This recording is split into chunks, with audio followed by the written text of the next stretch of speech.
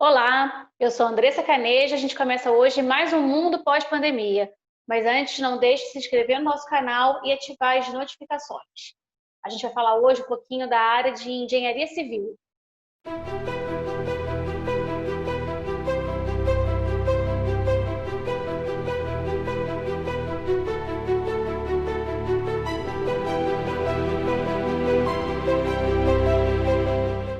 Eu estou hoje aqui com o nosso coordenador do curso de Engenharia Civil, o professor e mestre Vinícius Costa Furtado da Rosa, e com um dos docentes do nosso curso de Engenharia Civil, o professor doutor Robson Luiz Gaiofato.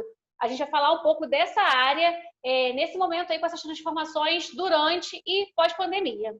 E como a gente vem focando muito, vem falado muito das transformações que as profissões vêm sofrendo por conta da pandemia, isso inclui aí abrir algumas oportunidades, e muitas delas por conta de uma adesão aí dos recursos tecnológicos, que muitas áreas antes ainda não tinham tido essa percepção de como poderia contribuir. Na questão da engenharia, o uso dos recursos tecnológicos mudou de alguma forma a atuação desse profissional, talvez ampliando o campo dele? Bom, do ponto de vista do projeto da engenharia civil, né, a gente já vem há muito tempo, né, avançando muito no uso de ferramentas tecnológicas em função das exigências de BIM, né, que são sistemas que a gente trabalha com diversos projetos integrados, etc. E isso, na realidade, entendo que não houve, né, não houve nem vai haver no momento uma alteração profunda na forma de se trabalhar os projetos, na forma de aplicar a engenharia. O que, na realidade, a gente tem observado, tem acompanhado como uma mudança que vem acontecendo em função da pandemia, né, são as nossas reuniões com clientes, etc., que, na maioria dos casos, deixaram presenciais e passaram a ser realizadas através do uso dessas ferramentas, né? Tanto Zoom, Google Meet e outros mais, que na realidade eu diria que foi um avanço, né? Porque antes, muitas vezes, para fazer uma reunião, a gente tinha que sair, viajar horas e horas, né? Para se encontrar, discutir uma coisa, às vezes por uma meia hora, e depois fazer uma viagem de volta. Uhum. A gente ganhou bastante em termos de mobilidade, né? Porque a gente consegue ganhar tempo de fazer essas reuniões, de resolver problemas de uma maneira muito mais rápida, que embora sejam tecnologias que já estivessem disponíveis, mas que de fato a gente, talvez por falta de necessidade, nem conhecesse, né? Não estava habituado a usar, mas enfim, eu acho que sobre esse aspecto, né, a gente ganhou muito em termos até mesmo de tempo, né, o que nos permite usar esse tempo de uma forma a melhorar os conceitos de projeto, né, não só na elaboração do projeto, mas mesmo na própria forma da gente adquirir conhecimento, né? Eu acho que justifica até a gente, né, discutir aqui. Nós estamos hoje, né, ontem, hoje e amanhã, participando de um congresso de engenharia que está acontecendo com uma sede, entre aspas, na Universidade de Porto, em Portugal, mas onde a gente de casa assiste a várias palestras, onde os palestrantes estão nas suas devidas casas, palestrantes no Brasil, palestrantes em Portugal, palestrantes na Espanha, palestrantes no México, né? Hoje mesmo assisti uma palestrante que estava na cidade do México, né? E isso nos permite ganhar uma velocidade de aprendizado muito grande, né? Você compara, por exemplo, eu ter que sair daqui do meu escritório, fazer uma viagem até a Universidade do Porto, lá em Portugal, para assistir 20 palestras, que hoje eu assisto no conforto da minha casa, porque antes, de fato, a gente não estava usando esse curso de divulgação, porque, obviamente, existiu o interesse de que as pessoas pagassem uma inscrição, que as pessoas chegassem no local. Hoje a gente está ganhando isso de uma maneira fantástica. O que eu vejo como uma das grandes, como um dos pontos extremamente favoráveis para o desenvolvimento dos projetos, por um lado, essa facilidade que nós temos hoje de ganhar conhecimento, fazer reuniões, resolver coisas. Por exemplo, a minha própria experiência com o escritório. Num primeiro momento, fecha escritório, fecha todo mundo correu para casa, e isso não atrapalhou, né, o movimento dos nossos projetos, não atrapalhou o atendimento dos nossos prazos, não atrapalhou o atendimento aos nossos clientes, apesar da gente, num primeiro momento, ter ficado aqui, acho que 2 semanas, já nem me lembro mais, totalmente longe do escritório, né? Conversando através dessas ferramentas que passaram, né, a fazer parte do dia a dia da gente, né? O próprio WhatsApp, com a sua ferramenta de chamada de vídeo, sei lá, eu acho que eu tinha usado 1 ou 2 vezes na minha vida, mais por questões sociais, quase nunca por questões profissionais. E agora a gente usa a prioridade. Né? Da mesma forma que eu estou com o celular aqui conversando e vendo a fisionomia da pessoa, eu mexo o celular, mostro o projeto, mostro um detalhe, né, que o meu cliente está vendo, está discutindo, né? E isso nos deu assim, eu acho que uma vantagem, um crescimento muito grande. Né? Sobre esse aspecto, né, claro que eu não quero entrar no mérito aqui das questões da doença, mas sobre esse, né? Eu acho que isso foi essa ocorrência toda aí do Covid foi uma coisa até boa, né? Nos obrigou a ter uma evolução. A gente, de uma certa maneira, já estava até um pouco preparado para isso, mas talvez nem soubesse que isso existia, né? Então, acho que isso foi um ponto bastante interessante e que a gente não pode abrir mão dele, e acredito que no futuro isso vai continuar acontecendo. Então, fica como uma sugestão, né, os nossos alunos. Eu acho que os alunos, com isso, também tiveram um crescimento muito grande, porque na medida que eles tiveram que aprender a fazer isso como ferramenta de ensino, automaticamente eles se desenvolveram como ferramenta profissional, né, preparando esses alunos, diferentemente até do que tem acontecido com universidades federais e outras coisas do gênero, né, preparando esses alunos e dando uma vantagem muito grande para esses alunos que estão entrando no mercado, né? A maioria, muita gente se formando, muita gente se encaminhando para a formatura. Esses nossos alunos vão poder, de fato, chegar no mercado já com um gap adicional desse aprendizado, com essas ferramentas, com todo esse ganho. Interessante isso que o Robson falou, é que justamente é uma ferramenta muito democrática, vamos falar assim, né? Que atingiu todo mundo, profissionais, os alunos, os clientes, como o Robson falou, que a facilidade de você conseguir compartilhar na tela o projeto, mostrar algum detalhe e ali resolver, fora o tempo que se perde para ir e voltar no lugar, como ele disse, mas você consegue resolver ali rapidamente, eu quero adicionar isso ou retirar aquilo. A gente já vinha conversando sobre projeto, por exemplo, de instalações, né, do detalhe de, eu quero mais uma torneira, mais um ponto de água, como é que eu vou fazer? Então, você consegue resolver isso de uma forma muito rápida. Eu achei muito interessante, como todo mundo, de uma forma geral, mas foi uma coisa que eu achei até que resolveu muito rápido, não só os profissionais, como os alunos e as pessoas leigas que nunca tinham usado essa ferramenta. Você explicava, funciona assim, entra aqui, a pessoa rapidinho, poxa, e todo mundo comentava, que coisa maravilhosa, eu não sabia que isso existia. Então, é uma ferramenta que veio para ficar mesmo. De uma forma interessante, eu tive um evento aqui comigo que certamente seria muito difícil de ter acontecido antes da pandemia, embora as ferramentas até estivessem disponíveis. Mas num determinado dia nós fizemos uma reunião onde eu estava aqui em Petrópolis, tinha uma pessoa no Rio, uma pessoa em São Paulo e uma pessoa no Canadá, né? E nós fizemos uma reunião, como estamos conversando nesse momento, com toda a tranquilidade, discutimos diversas questões, que é uma coisa que, embora as ferramentas estivessem disponíveis, a gente talvez nunca fosse se lembrar de utilizar uma ferramenta dessa para fazer uma reunião. Né? Então, isso foi um ponto, assim, na minha opinião, na área de projetos e na área da atividade profissional da engenharia de uma forma geral, até porque você pode conversar com o cliente não só sobre o projeto, mas sobre questão de obras e tudo mais, né, com a utilização de imagens que você obtém, né, fotografias e outras coisas, de uma forma fantástica, né, que ampliou tremendamente o nosso horizonte e nos permite, né, resolver coisas até certo ponto complexas muito rápido, de uma maneira muito simples, né? Porque agora a gente conta essa ferramenta, agora a gente sabe que ela existe, né? A gente, desde o início da pandemia, mas agora mais do que nunca, a gente tem frisado muito a questão dos trabalhadores, da segurança dos trabalhadores, desde aqueles que tiveram que manter os serviços, e principalmente agora com a retomada das atividades, né, gradativamente, mas elas já estão retornando, da questão da segurança, com o uso de máscaras, de álcool e do distanciamento social. Na área da engenharia civil, por exemplo, a gente falou agora da área de projetos, que você ainda consegue fazer boa parte remotamente. Mas na questão da execução de obras, por exemplo, como que isso vai funcionar?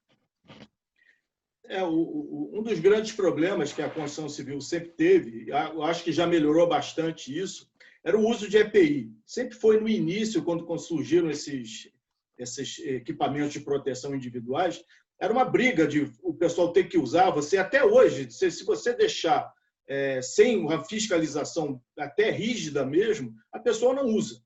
Porque realmente em dia de calor o capacete incomoda, a bota incomoda, mas isso a gente já conseguiu uma melhoria muito grande em questão de uniforme, bota, capacete, cinto de segurança, todos os EPIs. O que eu acho que a gente vai ter que ter agora mais um equipamento de segurança introduzir dentro da parte da execução de obra todos esses equipamentos de segurança, como máscara para proteção, álcool gel, distanciamento, principalmente a hora de almoço, talvez criar, né, horários diferenciados para que o refeitório não fique lotado demais.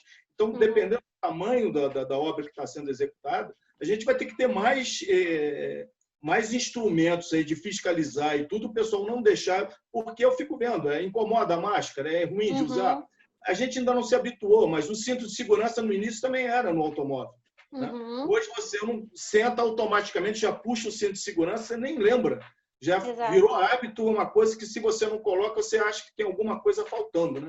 E eu acho que vai ter que ser por aí a parte de segurança dos funcionários, dos profissionais da engenharia, de uma forma geral, é saber que a gente vai ter que cobrar isso dentro da obra, né? Esses cuidados, até surgir uma vacina, uma coisa assim, é uma coisa que a gente vai ter que estar fiscalizando muito de perto, porque, como a gente vê na sociedade, dentro da obra não é diferente. A pessoa, se puder tirar a máscara e tudo, vai fazer. Entendeu? Agora, é coisa que a gente, infelizmente, é mais uma tarefa que a gente vai ter que, como sempre fiscalizou a EPI, a gente vai ter que fazer constar dentro dos equipamentos de proteção individuais a parte de máscara e tudo mais, álcool gel, tapete sanitizante para limpar quando for entrar dentro da parte de vestiário, hora de tomar banho. Então, tudo isso vai ter que ter esse controle com quantidade de pessoas, escalonar horários. Não tem muito o que fazer, mas é coisa que a gente vai ter que criar mais esse hábito enquanto for necessário. Eu vejo, na realidade, também, de uma certa maneira, né, um lado bom nessa história toda, porque, na realidade, todos esses cuidados vão exigir um pouco mais de logística, né? E, com isso, exigir um pouquinho mais da presença do engenheiro dentro do canteiro, né? Que nós, engenheiros, muitas vezes somos extremamente displicentes e vamos deixando isso para lá. Mas eu entendo que, provavelmente, daqui a pouco, nós, engenheiros responsáveis por uma obra, seremos responsabilizados se o nosso funcionário vier a ser contaminado, etc. E, para isso, nós teremos que ser extremamente mais cuidadosos com a logística da obra, como o Vinícius falou, por exemplo, organizando horários de almoço criados, né, em outras, mesmo horário, às vezes, de pegar e largar, em vez de todo mundo pegar às 7 e largar às 5, vamos ter que talvez trabalhar com um grupo pegando às 7, um outro grupo às 7h30, outro grupo às 8, e na hora de almoço escalonar, e na hora de também escalonar, mas isso, na realidade, talvez force um pouco mais o engenheiro a estar dentro da obra e, com isso, exercer a sua função inerente de responsabilidade sobre as coisas que a gente, como profissional, ultimamente vem deixando muito a encargo, né, do mestre de obras, do construtor, quando, na realidade, nós, engenheiros, precisamos de conscientização de estarmos presentes dentro da obra. Por um outro lado, né, o que eu tenho observado aí no mundo real durante esse tempo de pandemia, né, é que a maioria das obras, na realidade, não sofreu muito com isso. Na realidade, o que a gente vem tendo é apenas uma introdução de um conjunto de cuidados, né, de evitar que as pessoas façam atividades muito próximas uma da outra, e quando isso tem que acontecer, que estejam adequadamente protegidas com as suas máscaras, né? Evitar o contato físico, o contato visual, né? Principalmente através de brincadeiras, que muitas vezes são comuns nas obras, em especial naquelas que não têm comando efetivo, né? Que não tem uma postura firme do responsável. Né? E dessa maneira, né, a construção civil ela traz uma vantagem muito grande em relação a outras atividades industriais e tudo mais, pelo fato da gente, primeiramente, trabalhar geralmente em ambiente aberto, né, o que por si só já é um ponto favorável. Né? Normalmente, a gente tem uma distribuição, né, à exceção de algumas atividades mais específicas, mas as pessoas trabalham mesmo mais espaçadas, mais distantes, o que já é um ponto favorável. Né? Claro que, com a adição de alguns cuidados, a construção civil pode seguir a sua vida normal sem problema nenhum. Né? E eu vejo que a construção civil, como futuro, ela logicamente não vai ser afetada por toda essa pandemia, muito pelo contrário. Né? Como a gente vem insistindo muito com os alunos, já desde antes de pandemia e tudo mais, né? A construção civil, cada dia que passa, ela se torna mais necessária. Né? Cada vez eu preciso construir mais moradias, cada vez eu preciso construir mais hospitais, cada vez eu preciso construir mais estradas, cada vez eu preciso construir mais redes de saneamento, de tratamento de água, de distribuição de água, todo um conjunto de atividades que são fundamentais. Então eu vejo hoje que entre a maioria das profissões, né, a construção civil é aquela que tem os maiores potenciais de crescimento, apesar da pandemia, apesar de todas as dificuldades, né, que a gente vai passar, tem que se adaptar na vida. Ninguém vai poder deixar de morar, ninguém vai poder deixar de se deslocar, embora em menor quantidade, mas vai ter que continuar se deslocando para os locais. Né? E, enfim, isso tudo gera uma necessidade fundamental e contínua de infraestrutura, que é uma das principais atividades inerentes à engenharia civil. Você falando isso aí que você está falando, você justamente já respondeu o que eu ia perguntar para vocês agora, que assim, mesmo diante desse cenário de crise que a gente está vivendo, a gente sabe que muitos empreendimentos foram paralisados. Mas aí, é isso que eu queria saber. Há essa expectativa de crescimento na área da construção civil? Como você mesmo falou, a gente depende de infraestrutura, independente de qualquer coisa. Mas há essa expectativa até aí, criando e surgindo oportunidades, por exemplo, para os nossos alunos que a gente vai colocar no mercado? De maneira crescente, inclusive, né? Porque em função de que muitas atividades tiveram que ser um pouco paralisadas, né? E vai haver uma dificuldade até de retomada, né? A única alternativa que existe para fazer com que a economia caminhe, né? Isso obviamente não é um interesse exclusivamente de governos, mas é um interesse da sociedade de uma forma geral, uma necessidade, não é só interesse, né? É que as pessoas tenham trabalho. E o trabalho, fundamentalmente, está associado à construção civil. Portanto, a demanda de engenheiros, como eu disse, cada vez maior dentro do canteiro, pela sua necessidade, mas também pela quantidade de intervenções. E o que eu ia dizendo antes, né, quando a gente dá uma paradinha, é basicamente o seguinte: a maioria das pessoas olha, né, a engenharia civil como uma coisa associada à construção de casas. Né? A construção de casas é apenas um pequeno detalhe dentro da engenharia civil. Né? A engenharia civil ela está envolvida com uma quantidade de atividades absurdamente grande. Né? É como se eu tivesse que fazer uma lista aqui de todas as áreas que o engenheiro civil trabalha, a gente ia ficar aqui sei lá quanto tempo e certamente eu esqueceria de várias. Então, isso é uma coisa fundamental. Quer dizer, que o engenheiro também acorde, o estudante de engenharia também acorde, né, que a área que ele está não é apenas uma área voltada para a construção de moradias. Moradia é apenas uma atividade. Nós temos infinitas atividades onde todas as áreas associadas à infraestrutura, com toda certeza, vão se desenvolver, não só no Brasil, como no mundo inteiro. E a gente tem visto isso agora através de ex-alunos que saíram há pouco tempo da universidade. Eu sempre gosto de não perder o contato com eles, né? Até para saber como é que está sendo a vida depois de formado, quem está atingindo em que área. E a gente tem tido notícia de vários alunos que estão trabalhando no Pará, no Mato Grosso. Teve um agora que estava trabalhando com terraplenagem. No Pará está indo para o Amapá trabalhar lá agora com a empresa. outra aluna na parte de, muito nessa área que o Robson falou, de infraestrutura, não só construção de residência, trabalhando agora na região centro-oeste. E é uma coisa muito importante que o aluno tem que ter em mente, que o Brasil, como a maior parte dos países, mas aqui principalmente, requer muito de infraestrutura. Nas cidades ainda, Petrópolis mesmo aqui, a gente vê que a gente precisa ainda de muita infraestrutura, que dirá no interior do Brasil. Então, é uma coisa que eles têm que ter também muito em mente, é o seguinte, que tem muito campo, mas às vezes está fora dos grandes centros. E a pessoa tem que estar disponível de querer crescer e levar crescimento para onde ela estiver indo.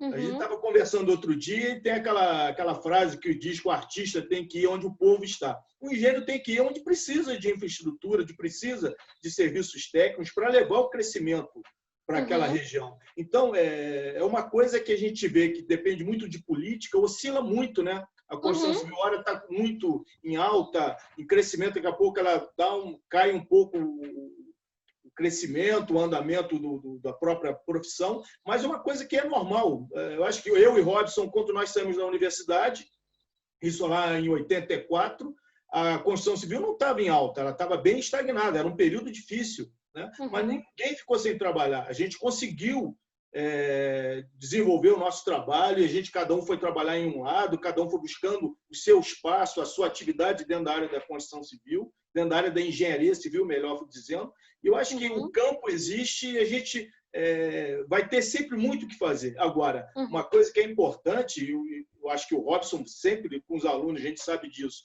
e a maior parte dos professores da UCP frisa muito com o aluno, é a dedicação e a vontade de estudar, de crescer, de conhecer cada vez melhor, ser cada vez um melhor profissional, porque as oportunidades vão aparecer. Agora, tem que ter dedicação das duas partes. A nossa, a gente procura fazer dentro da universidade, e o aluno tem que se dedicar também, porque o Brasil carece muito de engenharia, e a gente está aí para oferecer a esse aluno tudo que a experiência que a gente tem de mercado e de profissão mesmo nesse tempo todo, para o aluno, primeiro saber que tem serviço, tem campo de trabalho, né? Agora, tem que ter realmente a dedicação, porque senão ele vai ser mais um no mercado a brigar com tantos. Então, esse diferencial ele tem que procurar conquistar. Aí você justamente me faz levar o nosso encerramento, que eu ia perguntar para vocês. Você já começou a falar um pouquinho. Qual a dica, os conselhos que vocês dão para esses estudantes e para quem quer ingressar na engenharia civil, para que eles se preparem melhor para o mercado de trabalho, inclusive para lidar com imprevistos como esse da pandemia? Conscientizar o estudante, quando ele entra para a faculdade, ele não está comprando um diploma. O diploma é uma consequência do aprendizado, né? Infelizmente, muitas vezes a gente vê alunos que acreditam que porque entrou para a universidade e está pagando a sua mensalidade, que ele tem o direito ao diploma, né? O que não é verdade, né? A condição para ele ter o diploma, para ele ir obtendo as aprovações necessárias, é que ele consiga comprovar que ele está aprendendo, né? E é para isso que ele entrou lá, né? Não, o diploma é uma consequência, não pode ser visto como o objetivo principal. Ele não está comprando um produto, né? Ele está investindo em conhecimento para a sua formação profissional. E, às vezes, vai levar 4, 5, 6, 7 anos, como a gente vê muitos alunos. Isso depende do tempo até de cada um mesmo. Muitos trabalham já e tem que levar a universidade, às vezes, um ritmo um pouco mais lento.